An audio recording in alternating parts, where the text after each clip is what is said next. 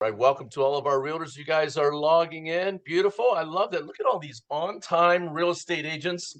They must know the value of connecting and networking and learning from other real estate agents. We're going to have a great call for you today. So while you're getting in and getting situated, getting yourself some caffeine, I'd love for you to put in your chat, in the chat box, your contact information and the area of the country that you service. Why would you want to do that? Because at the end of this, we'll give you a chance to download the chat. There's actually 3 little dots at the bottom of the chat box, and you can download the chat, and then you'll have a group of like-minded agents that you can refer business to back and forth, right? Agents, I learned from my mentor a long time ago that when the leader stops learning, the leader should stop leading, right? And I've been doing real estate. My wife and I started selling houses in 1997. We started our real estate business in the 1900s. And one thing we learned is you always have to be growing, right? When there becomes a day when you think you know everything, that is a danger spot for your business, right? You're always able to learn something. I learned from my mentor a long time ago. Every person you meet, you can learn something from if you're intentional about it and if you listen. And today, what we're going to do with our mastermind, if I could make a recommendation too, is try to find one gold nugget in today. You're going to hear a lot of information that can completely change your business, but try to find one gold nugget that you can take and you can implement in your business. And because you guys are here on time, we're going to start on time. I love doing that. My name is Jim Lambright. My wife Stacy and I have been selling real estate since 1997 in the Central Ohio marketplace. But today, we've got some superstars that you're going to be hearing from. You're going to be hearing from Kelly and Keith Jackson today. Now, they've been doing real estate for 23 years. They started in 2001. The real estate business is millennial age, right? Gen Z age. They've been around a long time. The real estate business is old enough to drink now. They've been around in 3 different parts of the country where they've built businesses. They've been in the Midwest, they've been in the South, and now they're on the East Coast. And so what they're going to do is they're going to talk today about the intricacies of initiating production in various real estate markets. So many times real estate agents make the excuse, oh, I'm brand new. I don't have a sphere of influence in my market or things like that. Look, these superstars, these champions have moved 3 times to completely different parts of the country, not even just different parts of their state. So their combined wealth of experience and insightful strategies, they're going to provide invaluable guidance on navigating the complexities of entering diverse markets successfully. And it is going to be an absolute great setup for you. And with that, I want to get out of the way, and I want Kelly and Keith to take over from there. You guys, let's hear it, baby. Lay the wisdom on us. All right. Kelly, you All right. first. I'm going to go ahead and share our screen here. And so we've actually been in real estate the majority of our married life, and I haven't gone upside his head yet. So that's the great thing. As Keith, or as he mentioned, we service Washington, D.C., Maryland, Northern Virginia, and Houston, Texas. And so Keith and I, there's really 3 things. And the biggest thing I want everyone to know is that we started in all these places. We started in Chicago. We're not from Chicago. We moved to Houston. We're not from Houston.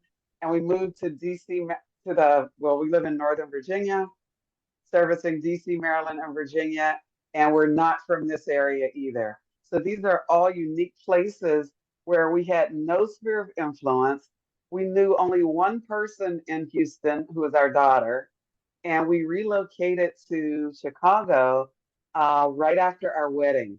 So we didn't know a whole lot of people in any of the places that we went. And so we always had to build a business from scratch. And so, And Keith, I'm going let to me let you add get a word in. let me add the move to Chicago was a corporate move, but the other 2 moves were on our own dime. So we're not military. So just to kind of give the context, not military. The move to Chicago, I was employed at the time. I had a corporate move, but the other 2 moves were on our own dime and on our own coordination and planning. And so the 3 things, so if you're considering moving a market or if you're just starting out in real estate, you really have to have the right mindset. You have to be in motion. which means you have to take action and you have to take that action and build momentum. And so those are really our three core things that we've embraced in each new market that we've gone to. And so there's some wisdom that we've gleaned from these moves. So our move from Chicago as solo agents, so we didn't really have that concept of team yet when we worked in Chicago. So we had very separate businesses. And so I was selling about 75 units a year. There were times where it was more than that. I sold foreclosures and Keith was on the retail side. And we decided in about 2014 that we really needed a change. Keith hated the weather and the market was shifting. I wanted out of foreclosures. And so we decided we're going to move to Houston and start over. How hard can it be? And and so there was a lack of sphere of influence, old strategies. It required new strategies. The two markets were very different. And so one of the missed opportunities that we can talk about today is we didn't have a team in Chicago, and we didn't at that time know how to go to a different market. So fortunately for everyone that's on here, we learned from that by the time we made our next move. And let me get context of that. In Chicago, we both had managing brokers licenses. So we were well established. We had a thriving book of business. And because we had no knowledge of the concept of team, we walked away from all that, just left that and walked away from it. And so, in order to get our minds right for this move, because by that time, when we moved, we had been in real estate for quite a few years. It was 2014 when we decided this, so 13 years in. And so we went to Tony Robbins and we walked on fire. And that really helped us to get our mindsets right. And we did not focus on our fears, frustrations, and failures. Instead, we focused on faith, opportunities, and wins. We knew that we had already been in a market where we didn't know anyone and we were able to build a business. And so when you start to have positivity in your life, it's hard to coexist with negativity. And so that's the biggest thing that I can talk to people about is we can, if we shift to today's market, we can start thinking about, oh, the interest rates are this way and the Department of Justice is saying this and, this is happening.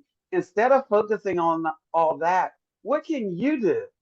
What can you get up every day and do to change your circumstances? And so that's what And, we've been able to focus on. and let me, again, I got to put it in context. Me thinking like having worked in corporate America, you know what? I'm going to go get a job. Then we'll move down and you'll come down and we'll start the real estate and we'll transition again from me working in corporate America. I went down to Houston, had an interview with the city. I was interviewing for a real estate manager job with the city, never heard back. And she said, you know what, let's just save up and let's go. Let's just go and jump right in. I'm like, you must be crazy. But I said, okay, let's do it. Let's just trust ourselves. And we saved up and we made the move.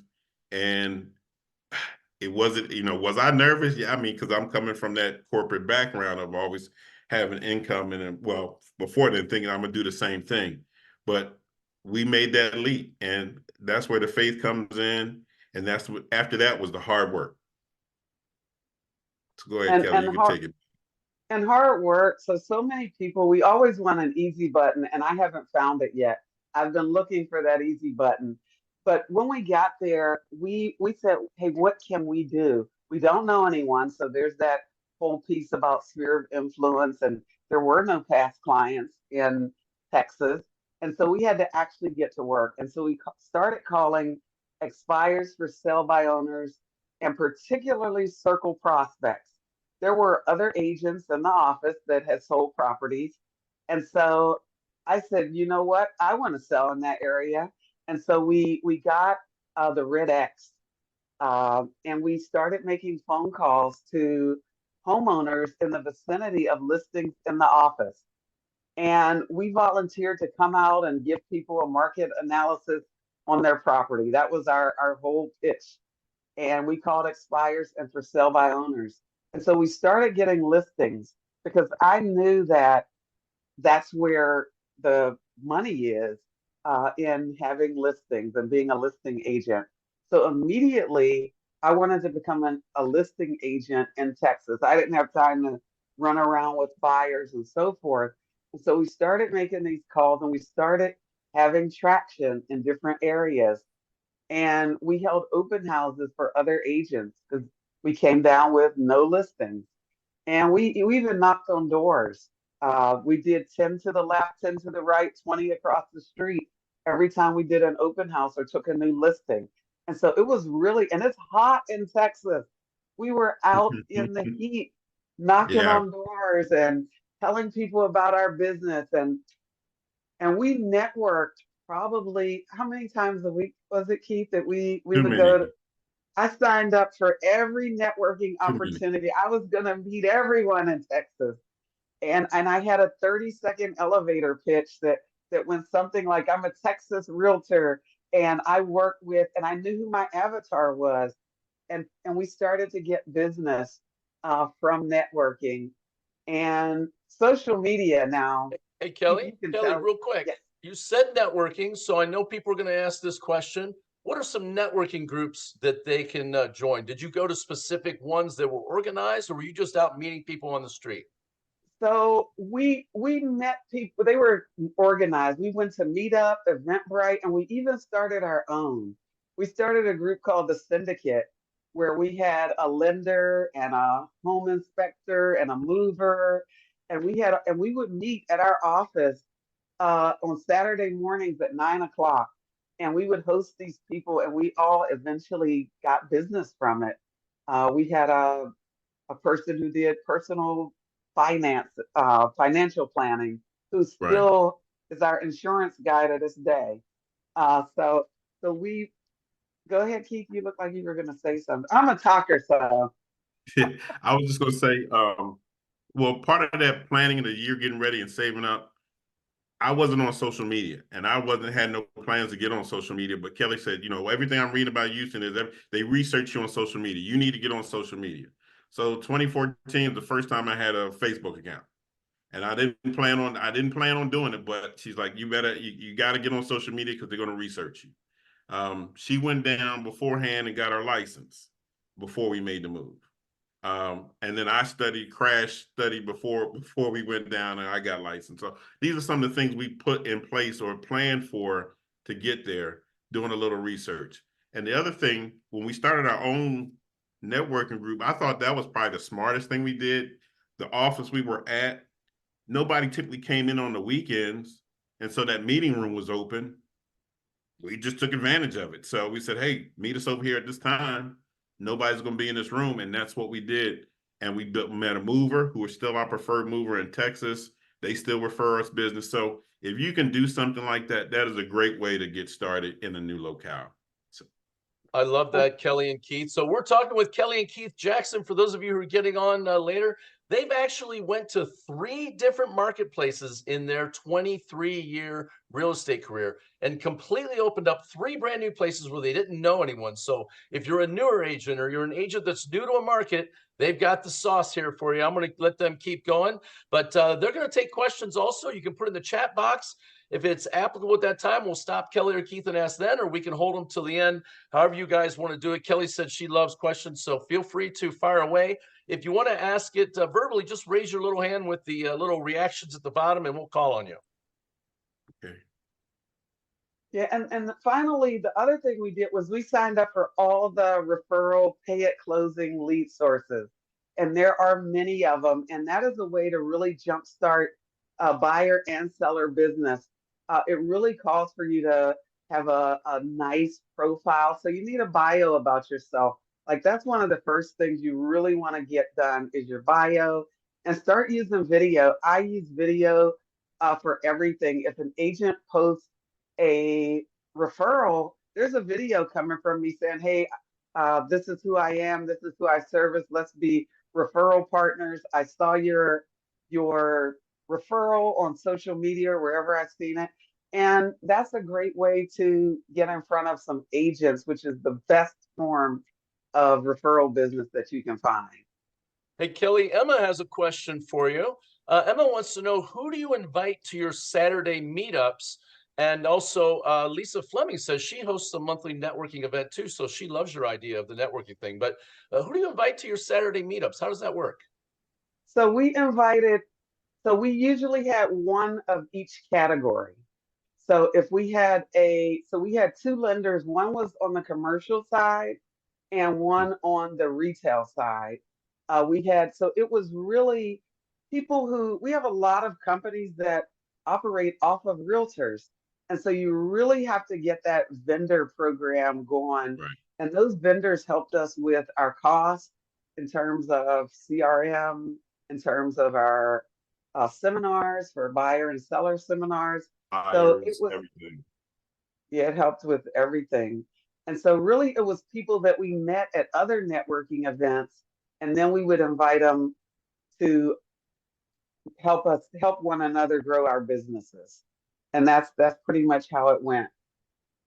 That's a great idea and a great way to find people that are already open-minded to networking. They're already at other events, and then you Right. bring them over and start your own little real estate group of it. It's a genius idea, Keith and Kelly. Please keep going. Awesome stuff.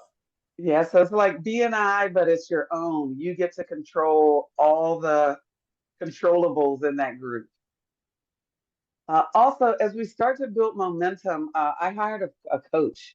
And so I would advise everyone to have, if not a coach, a mentor that's really going to help you, that you can bounce ideas off of, that you can actually start to catch some traction in your business.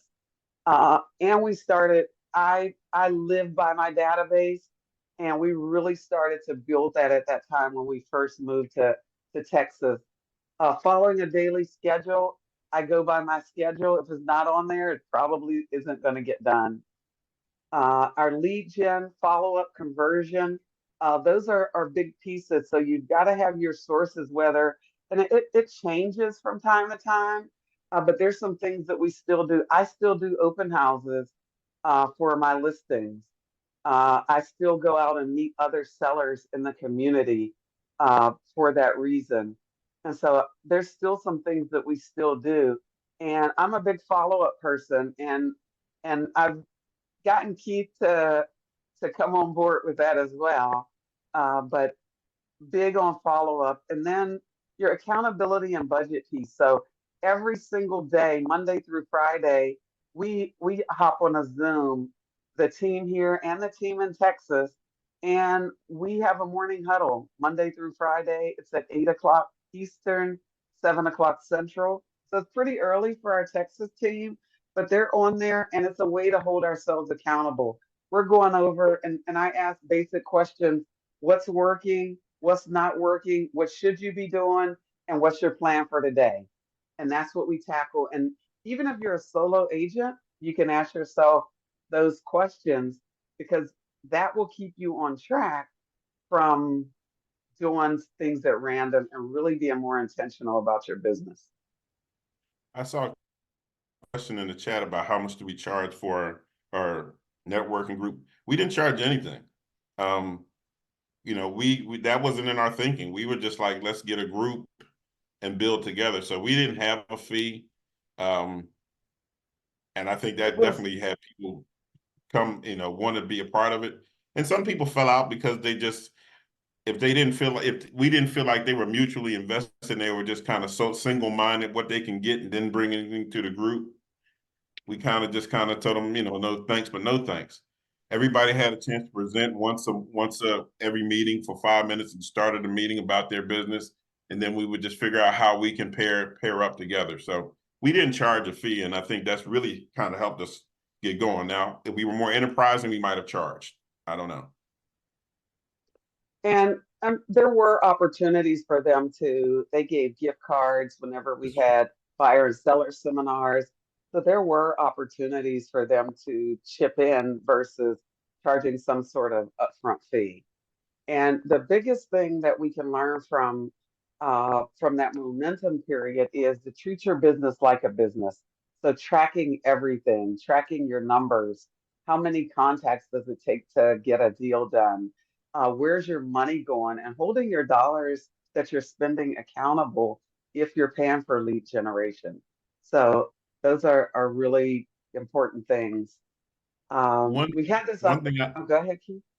I wanted to add, when we moved from Chicago, we brought a lot of that what worked for us in Chicago, the marketing and everything. We brought those ideas to Houston, and it just didn't catch.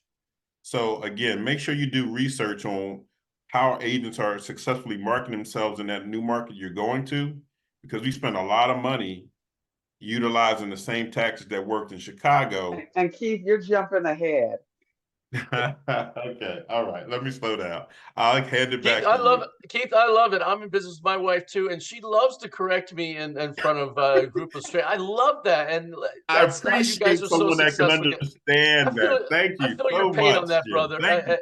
I'm giving you a brother hug right now on that one, man. I got I you. appreciate it. Thank you. I apologize for Kelly because we are so excited. We just, so no worry. We apologize for us women. Thank you, Kim. I have some support. So we had this opportunity. So by now, in what was that, 2020? Keith Yeah. was a team leader at another brokerage, and we had this opportunity to move to the DMV. And so, like any move that you're going to make, you have to do some evaluation of, is that going to be a good move for you and your family? And so certainly the DC area had a higher price point. So that was very sexy and attractive to go from an average price point of 250, 300 to 550 to 750. So that was big. And then there's a lot of job growth here. So we have the military, the government, a lot of people moving back and forth.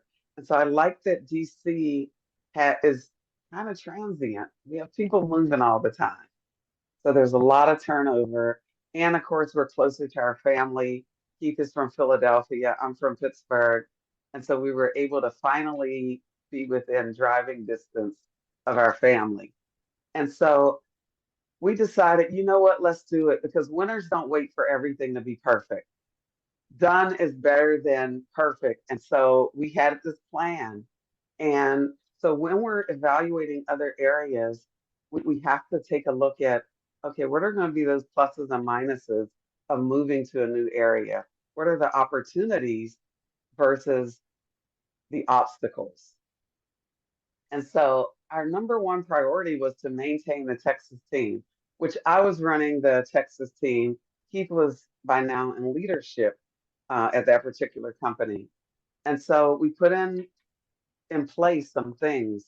And so if you're a solo agent that's moving to a new area, or you want to just expand, which is what we've essentially done, you've got to have that accountability piece in there, setting clear expectations with the team that you're leaving behind, and being able to inspect what you expect, making sure leads are coming in, that there's listings, there's that CRM and back-end support, strong admin, ongoing training and coaching.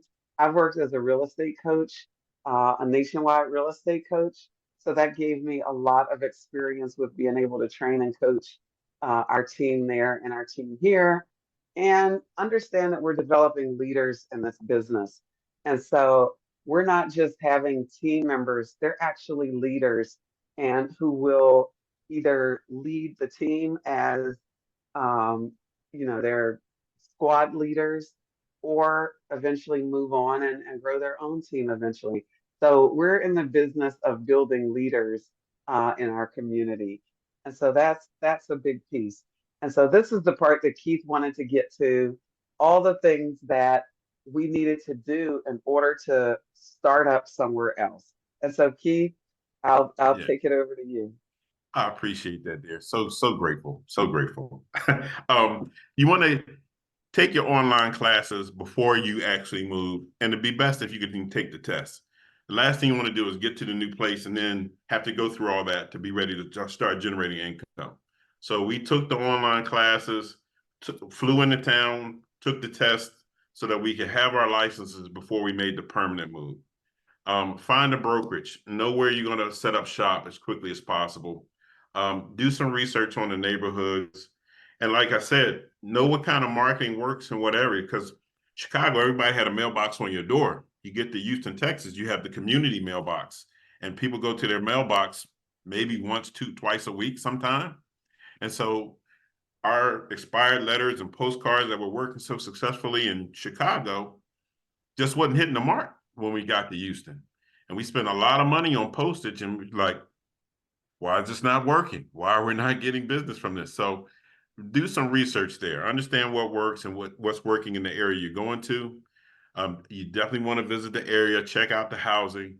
One of the things I loved about the Houston market, Houston is very transient. There's a lot of new construction, and people move in and out of their house typically on 5 to 7 years.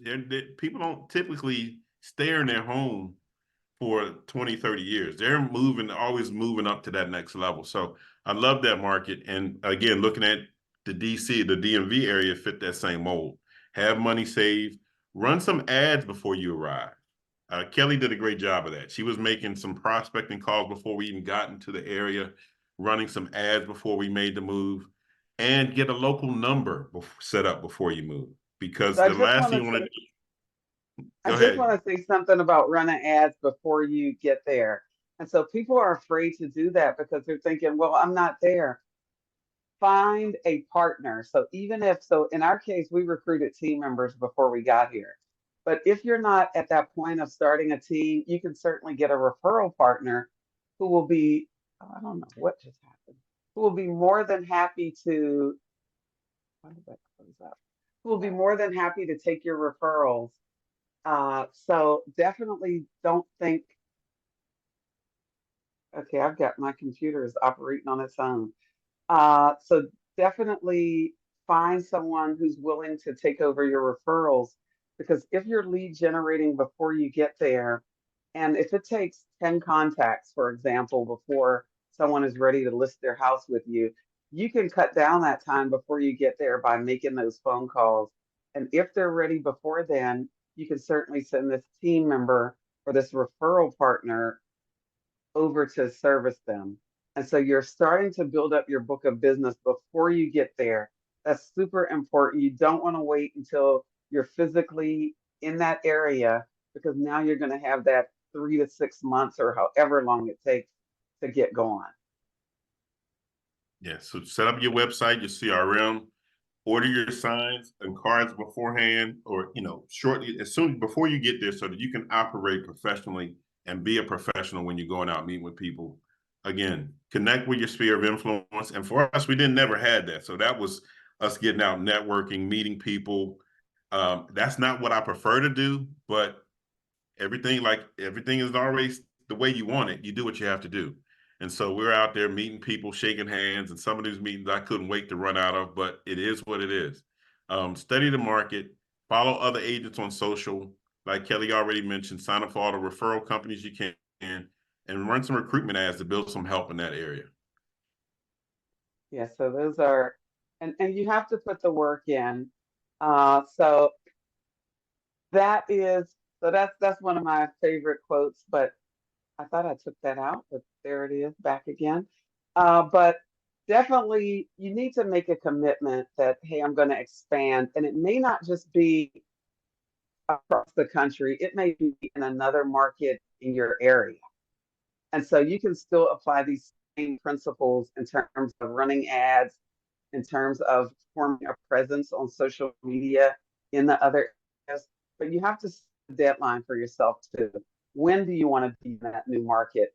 You have to gather information. So gather the facts and look at the worst case scenarios versus the best case scenarios. A move into certain places don't exactly translate into, it may not be a good move for you. And so one of the things, the biggest thing that we didn't touch on was that when we moved, we were with this other brokerage. It was a nationwide brokerage. And we got there and Keith was in leadership. So I was kind of committed to going to that company. And right away, I realized this is not a good fit, because I have a cap in Texas and I have a cap in the DMV. So now I have two caps that I'm paying into. And the brokerages were independently owned and operated, which means that I wasn't under one company. And so there's this disconnect on social media. So who do I advertise on social media? Am I with this branch of this company or this? And so it really created a situation for me where I said, Keith, you know what? I really want to be under one umbrella. So it's very important that you research what company you're going to work for when you go into that new space. And so if you're with a company that there's one company, it makes it really easy to do this. If you're in 3 or 4 markets and you're with 3 or 4 different companies, it's confusing to Google, first of all, because Google is saying, where the heck is this person? You know what? I'm not going to send them any business because they're all over the place. But no, I'm with this one company and I have these different branches of my business. And so if you're going to actually use this model of expanding, because our goal, we're expanding into Delaware and Pennsylvania, which is where we're from, as well as West Virginia, which is the logical nearby state. And so now we can all operate really under one system. And it's not confusing for the consumer and it's not consuming for Google, because those are two things you don't want to be confused about you. Hey, Jim, I have a question, or I'll just ask Kelly direct. Do it. This came from Tammy. Tammy sent it directly to me. Do you have a copy of the recruitment ads that you ran? And if so, can you share them? So yes, you can message me on Facebook, Yeah. and I'll be happy to share them. So we used Indeed, and basically the Indeed ad basically was for team members, looking for team members to join our team. And on our team, which may not be the case on every team, the team members have the ability to work as buyer and seller agents. We do have a head listing agent in Texas, but they do have, everyone has the opportunity. So there is, when I talk about building leaders, of course, there's some build up to that, but that was the goal. And so our ads reflect that as well. I love it. Jennifer Mendoza also had a question. She said, what do you use for tracking systems? So one of the things that we use is our CRM. And so there's a big competition on our CRM. So Which we were which one do you use, if you don't so mind sharing? we use Boss. Follow Up Boss. And so Follow Up Boss gave us the ability to have all team members, no matter where they are, under one umbrella. And so we're all on the same CRM. And there's a healthy competition going on there every single day, because we can look at everyone's numbers. If Keith isn't working, I know he's not working, and so does everyone else on the team. So there's full transparency on how many appointments did he set, how many calls did you make. And so, and we go over those numbers, and of course we brag on the huddle. I really rub it in when I'm the number one person. So, but Nothing like yeah, a little peer pressure to keep people on track. I love it. yes.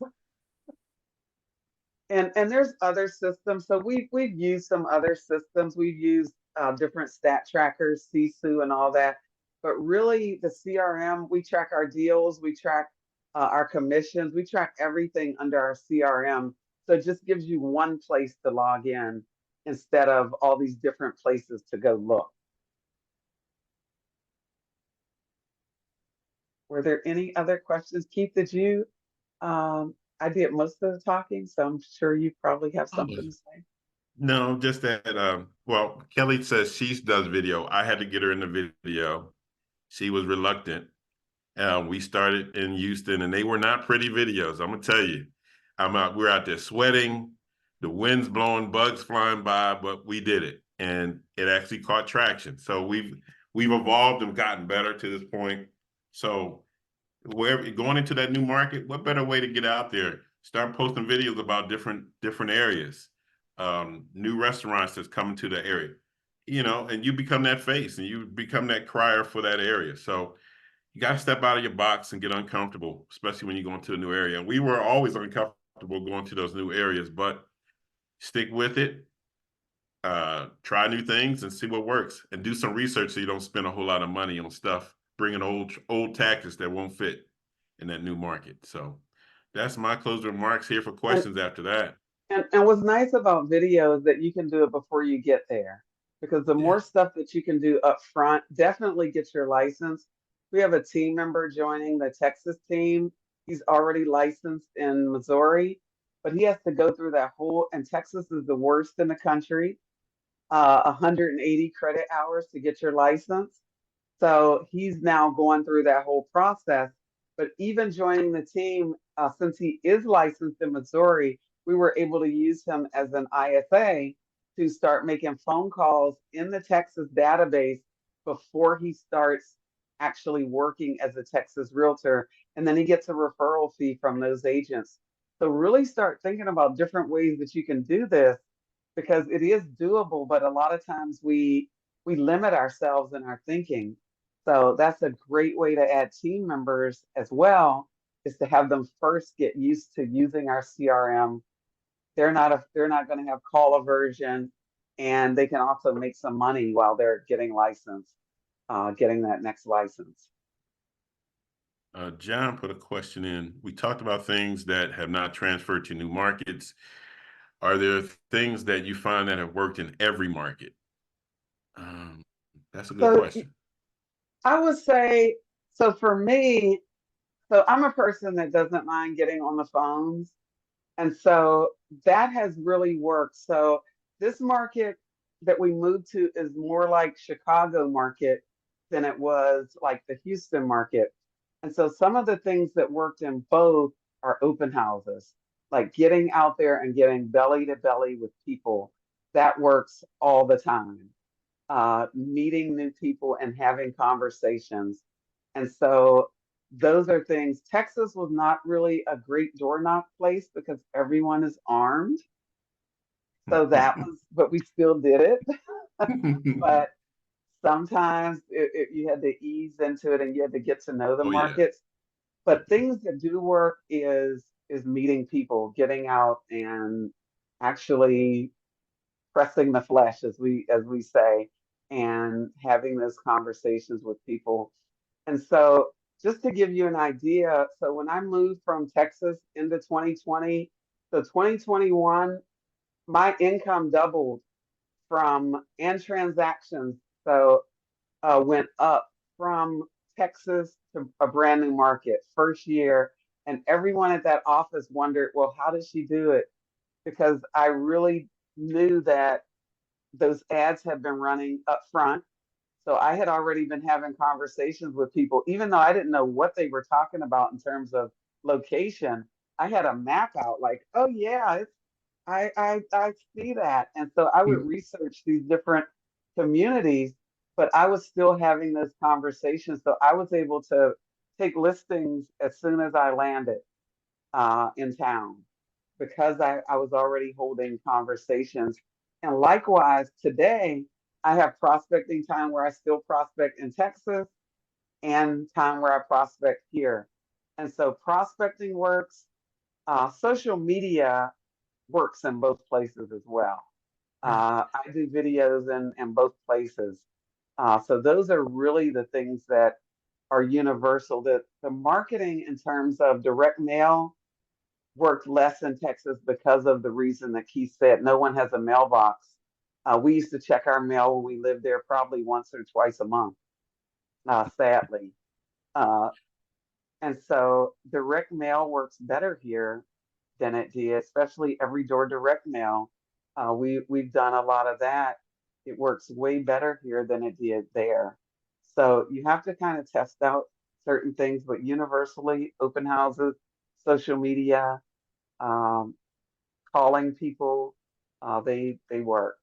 Expired, I'm still a big expired fan. So expireds never die. I mean, that's, if you want to get into something real quick, just call them up, contact them. For sale by owners, still, no matter what, there's somebody's going to need you, is going to get frustrated and need a realtor. So that's what we did and then we studied the transition of subdivisions in Houston. Like I said, they were moving. We saw that they were moving pretty fast. We focused in on that particular subdivision. What was that called? The Cole Directory, Cole Realty Resource. That's You're how we dating yourself. I know I'm dating myself, but you know what? I'm okay with that. I'm not afraid of that. So we Hey, use hey, that to Keith, get our you're not an old numbers. timer. You're not an old timer. You're seasoned, brother. You're a seasoned agent, not an Seasoned, old just timer. like that word premium season. I like that, Jim. I'm seasoned. Hey, Kelly That's and right. Keith, either one of you or both of you, would you mind sharing? So I heard you saying ads were very effective. You ran them before you got there. I love that idea and things like that. But what's an ad look like that you ran that worked well, or one that you have that's working now? If you don't mind sharing one, what type of ad are we talking? So ads, and that's changed. And so our ads have now gone to actually adding value. But initially we had home value ads. So home value ads put together a big portion of our database, like what's your home worth? And those are, and they still work, but not as effectively as they used to. And so now it's about that video of reaching our avatar. I work with military, and my ideal client, aside from military, is someone that's a Generation X to a boomer. So people that are like my age or older, and those are my clients, and they're usually sellers who are downsizing. So that is who I want to speak to on social media. So it's really important that we find out, number one, who are we speaking to? Like, who do we want to work with? Is it buyers? Because if your content talks about buying a property, you're going to get buyers. But if it talks about issues that affect sellers or investors, some people on the team focus on investors.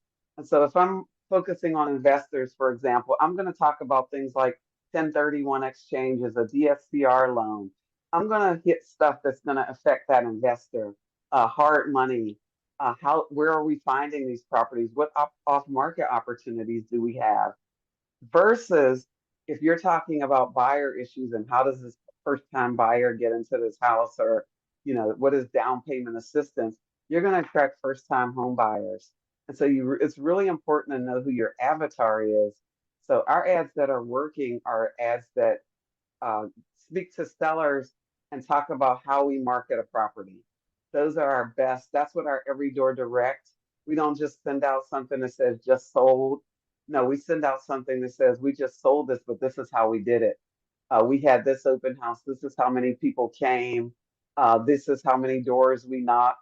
This is how long it took for it to sell. This is what ultimately happened in that transaction. So it's a change in what we're doing or how we're doing it, not so much as the what.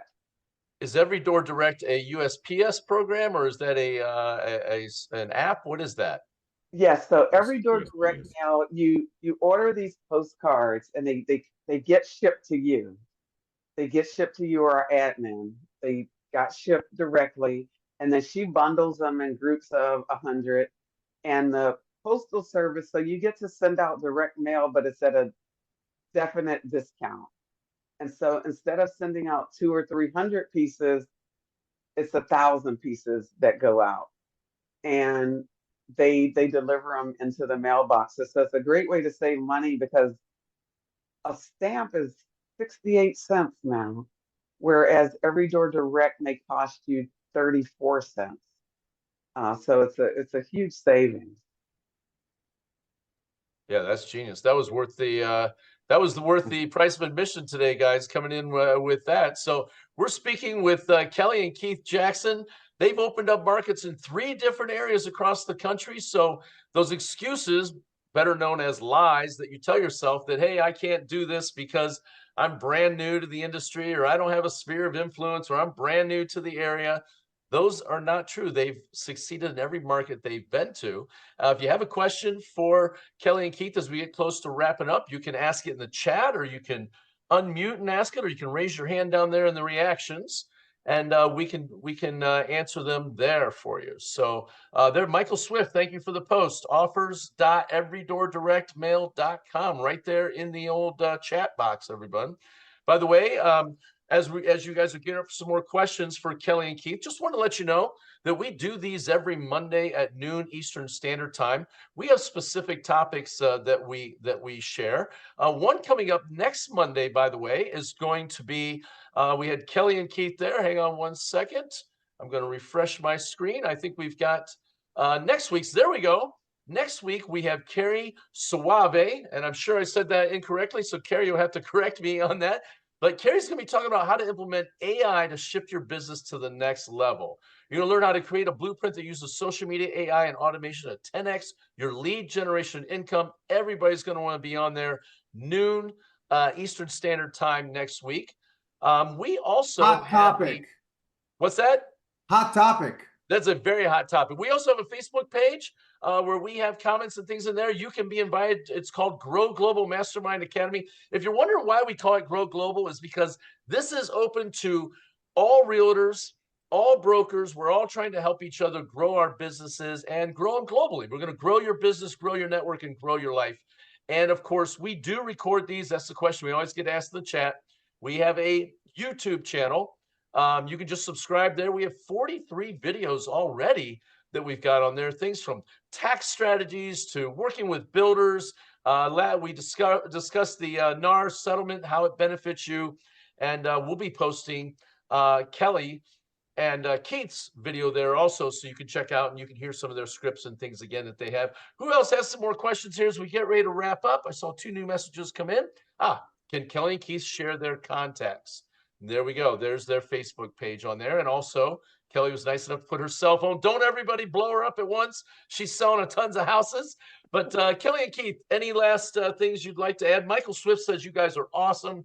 Thank you so much, Kelly and Keith, for the information and masterclass today. Phenomenal, he said. Anything you guys want to add? Get close to wrapping I'm up. excited about Carrie next week. I will definitely be on there. That's one of my favorite pastimes is figuring out AI. So I will definitely be on there for that. And I appreciate having the opportunity to talk. I would say my final thoughts are really that we can look for the opportunities in every market. And so that's really the biggest thing. And there's so many opportunities despite all the distractions that are going on. And if we feed into those distractions, we'll become extinct, because we were fortunate enough to live through the last recession or the last time the market did something really crazy and out of the box. And so it's very important that we put our head down and stay focused on our journey and not what's going on around us, because likely we can't control any of that anyway. So those are my kind of words of wisdom. What about you, Keith? I think Jim said it at the very start. People might not have been on. You got to keep learning. You got to keep learning.